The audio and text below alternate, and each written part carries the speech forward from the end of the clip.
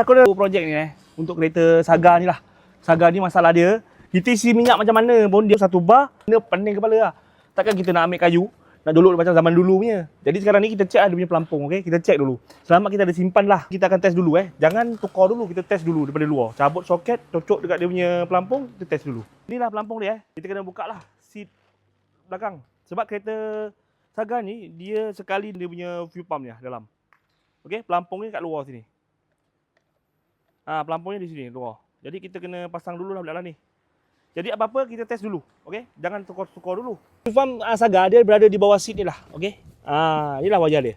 Okey, jadinya bawah ni ada macam tutup tin lah. Kita buka. Okey, ini soket dia. Soket dia ada klip. Okey, kita tekan pin ni, cabut soket dia. Okey, settle. Jadinya ini soket dia. Ambil fuel pump yang baru tu, kita test dululah. Cocok di sini, okey?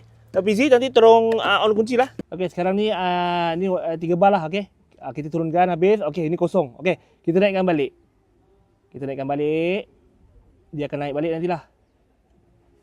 Dia akan naik balik lah. Ini full lah. Jadinya bermakna memang pelampung ni rosak, okey? Ini skru dia halus lah. Skru saiz 7 lah. Okey, itu pipa lama. Ini pipa baru. Jadi sekarang ni aku akan masukkan pipa yang baru. Okey, aku dah siap pasang lah. Okey, tengok meter. Alhamdulillah lah dia naik 2 bar. Tadi masa aku guna kereta ni, sebelum aku tukar pipa ambil 1 bar je. Minyak ada ke tak ada ke 1 bar je.